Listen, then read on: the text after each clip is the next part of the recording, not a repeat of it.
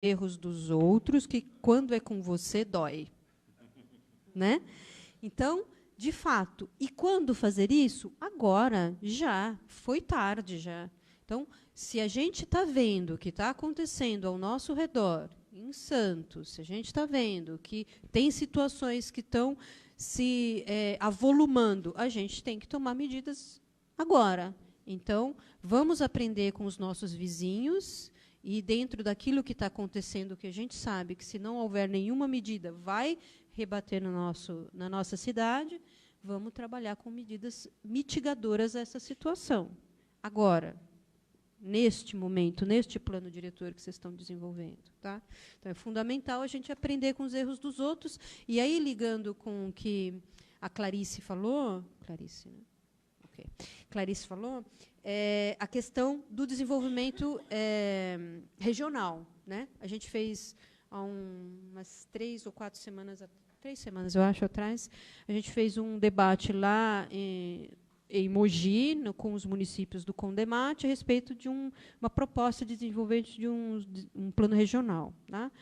E aqui, eu imagino, eu não sei como foi o processo, mas também teve não sei se vocês estão desenvolvimento do plano PDUI, né, da região aqui. Não sei se já terminou. Na região de São Paulo, a gente já está finalizando, né, já está na leitura de minuta de lei, mas é preciso articular os problemas regionais, porque nem tudo vai se resolver aqui. E, inclusive, não é que nem tudo se resolve aqui, mas o problema lá de Santos, como a professora falou, rebate aqui. Então, é preciso uma articulação regional para trabalhar, principalmente, aquelas questões que são as funções públicas de interesse comum. Mobilidade, lixo, né, resíduos sólidos, coleta de resíduos, água, que é fundamental para hoje e para o futuro, né, questão de água, e saneamento básico, que eu acredito que é um dos principais problemas que vocês têm aqui, e é por isso que esse índice de utilização do serviço público de saúde é tão alto. Tá? Então, não adianta injetar recurso no sistema de saúde. Precisa injetar recurso no sistema de saneamento.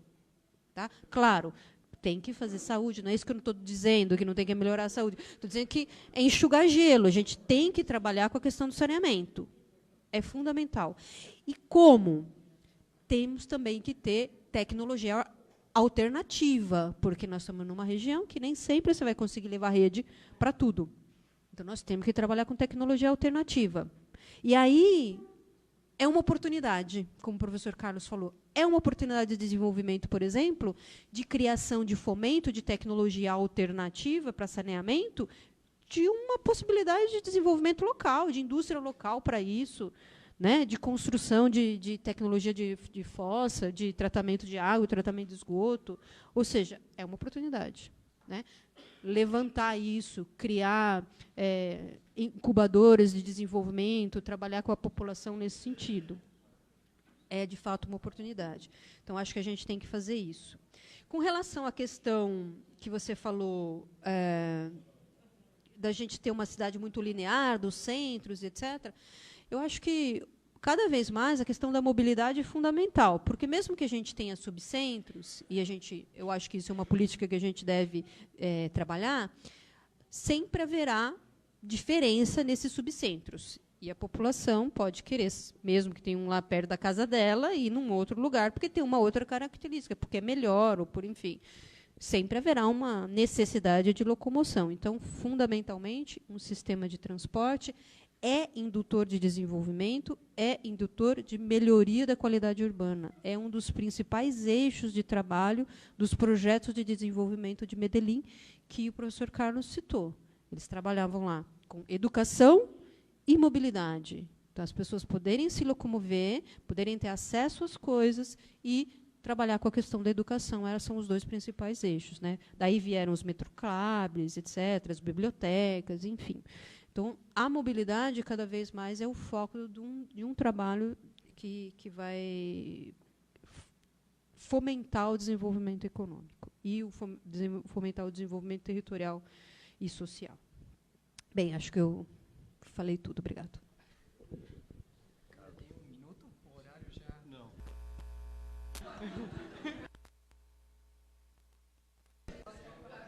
Serei breve porque aquele ali tá falando, tô com fome, tô com fome. Bom, eu vou tentar responder rapidamente, então... Eu desculpo, senhor, tudo bem.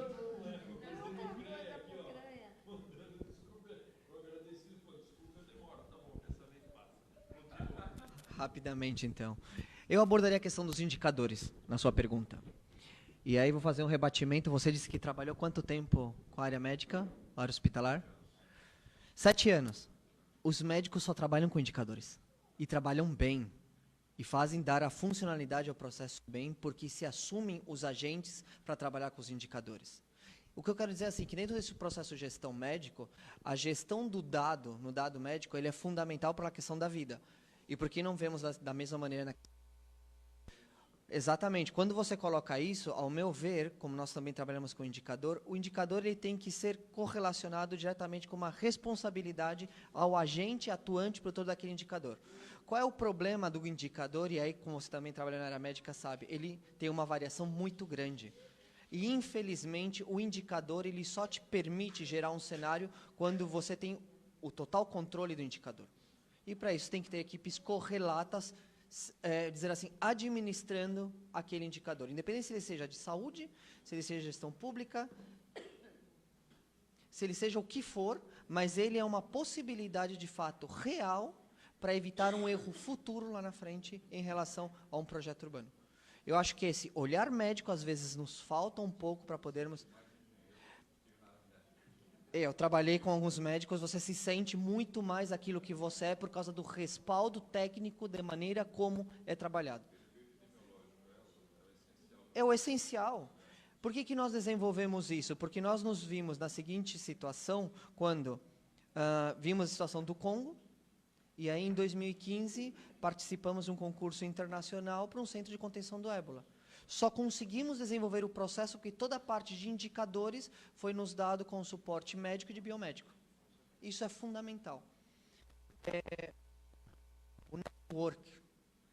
Como fazer o network? Sabe como se faz? Expõe visceralmente os teus problemas para quem vai te ouvir. Quais são as agências que vão te ouvir? As agências, por que só ficamos nas agências nacionais? Porque as cidades, e aí pensar um pouco esse network fora, porque nós temos cidades na Bolívia, por exemplo, tendo o suporte de agências internacionais. Vou te dar um exemplo sobre o que é a fidelidade do network. O Banco Nacional, o Banco de Medellín, na cidade de Medellín, é o que autoriza e dá fidelidade, no sentido de confiança, que algum empréstimo internacional seja dado para a Colômbia. Não é o Banco Nacional Colombiano, é o Banco de Medellín, porque se criou uma imagem muito importante de relação de confiabilidade e isso gerou uma ampliação do que você estava me perguntando no network. Isso é um pequeno caso. Isso faz com que você tenha um valor agregado ao território muito grande. Hoje em dia, por exemplo, as empresas estarem se utilizando da mão de obra chinesa para uma alta produtividade é devido à competitividade dessa alta produtividade existente naquele território. Então, você tem que, como ele colocou a palavra, escancarar também as qualidades para você ter uma barganha de troca na relação da construção desse network.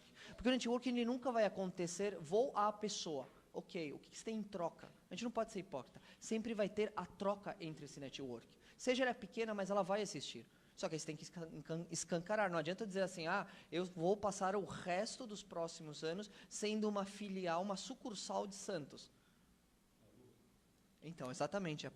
Então, o que eu tenho que fazer para que tenha algo de inovação que Santos não tem? Por exemplo, Bertioga conseguiria identificar globalmente, entrar no programa das Nações Unidas assim, Bertioga tem tais características para ter cidades irmãs, como, por exemplo, o Vale do Ribeira fez há 5 anos atrás, convidando uma cidade japonesa e uma chilena? Tem e procurar. E na hora que se identifica o problema do outro, é aquilo que eu falo para o aluno, você só identifica e se entende quando você identifica o seu problema no olhar do outro. É a mesma coisa para a cidade. A última, em relação às palafitas, você citou sobre principalmente o Alto do Amazonas. A sua pergunta foi como conter. Eu acho que a questão é mais não vou dar a mesma resposta da professora, que em relação à condição social e econômica, mas ela também é cultural. Fundamentalmente. Se ela for cultural e você identifica isso nesse processo, você começa a perceber por que você tem determinados modelos de palafita que são modelos de ocupação e por que outros se tornaram uma resposta inversa à subsistência que seria, vamos dizer assim, natural para aquela paisagem, na outra não é. Tem a ver com a questão cultural. Eu acho que o trabalho deveria ser intrinsecamente à população local mesmo. E aí alguém vai dizer, mas como você pode dar um exemplo como isso? Eu vou dar um último exemplo do dia de hoje, ele é um pouco radical em relação aos novos centros urbanos chineses, em que só está tendo direito a ocupar os novos centros urbanos chineses a população jovem que tenha titulação. Por quê? Porque se entendeu que a retirada da periferia para o chinês, num processo de 50 anos, você erradica uma faixa para criar uma outra faixa de desenvolvimento humano. Existe uma outra lógica de processo de entender o território e entender a sociedade. A pergunta é, será que esta sociedade está predisposta a sacrificar uma geração para a melhoria da outra? A gente tem que pensar se isso é possível ou não. Obrigada.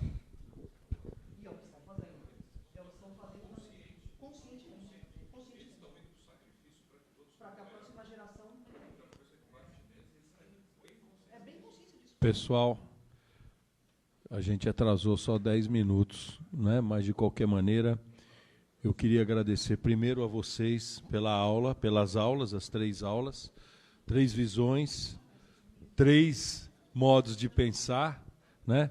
E que serão, acho que, muito bem trabalhados por nós. Valeu demais. Queria agradecer aos 3, se a Rita deixar. Clarissa, Eliane e Carlos, foi um prazer ter vocês aqui. Nós vamos ter o Carlos aqui novamente, daqui a pouquinho, poucos dias. Ele vai falar sobre o que a gente não conseguiu terminar hoje, o Estatuto da Cidade, e sobre a Agenda 2030, que é uma coisa que o pessoal tem nos cobrado, né? Eu gozado é que eles cobram, mas não vêm ouvir, né? Eu queria que você nos ajudasse, né? Porque é muito fácil jogar pedra, né? Conto com você. Com você e com os outros que estão lá também. Mas eu só queria complementar dizendo que a cidade começou a dialogar de uma forma bem moderna. O WhatsApp fez o que 200 reuniões não conseguiram fazer. Fazer com que pessoas totalmente diferentes e com opiniões de um sobre o outro totalmente diversas começassem a conversar e procurassem e achassem elementos comuns que começam a dar para essa cidade uma noçãozinha de pertencimento que a gente não tinha e não tem, né? E como a gente começa... Ela vai ser construída, está sendo construída. Dói para construir, às vezes dói, às vezes a gente desanima, mas ela vai ser construída. O plano diretor, a prefeitura, fez uma primeira parte, todo o diagnóstico, fez pesquisa, fez apresentações, e nós temos um grupo de apoio, do qual alguns aqui fazem parte, e que nós temos obrigação de tocar adiante. Agora estamos sem secretário de planejamento nesse momento. Mas nós vamos ter que tocar adiante, com ou sem, né? A associação, ela fez o plano, aliás, é pré-associação, fez o plano de, nem lembro mais, 85, fez a primeira lei de uso do solo, fizemos. Não, você não estava, você era mais novo, você tinha cabelo pra caramba, não foi não. Por aqui, ó, foram 12 colegas aqui. Não, é uma bela briga, mas chegamos a ser chamados de moleque pelo Complan de Santos, né? Na cara, os velhinhos todos que já morreram, na minha cara me chamaram de moleque, eu e o outro representante, quando a gente foi explicar o plano, eu e o João, o plano diretor, que nós, a convite do prefeito Oswaldo Justo, fizemos em 90 dias uma lei de uso do solo, 90 dias não, 90 noites, com direito a puxar revólver e tudo, né? E aprovado numa audiência pública, artigo por artigo, com o prefeito sentado lá, fala, esse artigo, você fala, o dia inteiro. E conseguimos realmente fazer uma leizinha que serviu de base para o plano diretor e que hoje o plano diretor nunca conseguiu ser aplicado, porque faltou aos poderes públicos fôlego. Primeiro, para conter as invasões com fiscalização, e segundo, para perceber que o plano precisava sofrer correções, né? E, infelizmente, os prefeitos não tiveram a coragem, e quando tiveram e o povo chiou, recuaram, né? E agora a gente conseguiu, sem a prefeitura, nós conseguimos construir um diálogo. E esse diálogo é mais importante do que tudo isso. E nós vamos chegar lá, né? No que depender da associação, eu acho que no que depender de todas as pessoas da sociedade civil que passaram aqui esses dias, isso vai acontecer. Queria muito agradecer a presença de todos vocês, a colaboração da Rita, do Tarcísio, do Osnei, do André. O Tomé não, o Tomé só não dava o dinheiro, mas o Tomé também, nosso diretor financeiro, principalmente Costa Norte, que nos ajudou também. E essa gatinha que teve toda essa paciência. Ela não aguenta mais. E a última coisa, viu, André? O André é o secretário diretor de habitação. Eu acho que você tem bastante material e bastante coisa para refletir e para que a gente continue fazendo a regularização como vocês estão fazendo.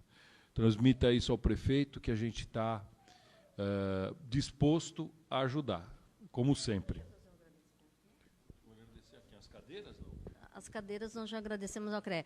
Eu também queria agradecer, tá, gente, que todo esse seminário, apesar dos contratempos aí que aconteceram, mas deu um pouco de trabalho, né, Paulo? Mas espero que a associação tenha contribuído aí com a cidade.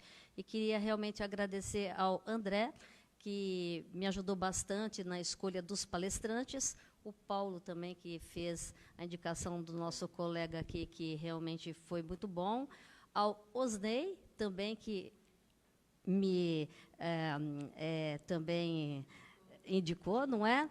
O Elvis, né, que indicou a nossa professora aqui, e o Osnei, que me ajudou, né, na organização aí, coloca lá, coloca cá, e o André na faixa, né, André? A nossa faixa foi colocada invertida, e eu muito, André, a faixa não pode ser invertida, André foi lá na rua, lá na frente do CRIO, bota a faixa para o outro lado. Aí vem um vendaval, derrubam a nossa faixa. André, aí roubaram a nossa faixa. André, vou mandar outra faixa. Fizemos outra faixa, pede para colocar. Obrigado, viu? Você foi parceiro. Osnei, também você foi bastante parceiro, tá? Tamo juntos. Tem uns salgadinhos aí fora. Muito obrigado a todos e até a próxima.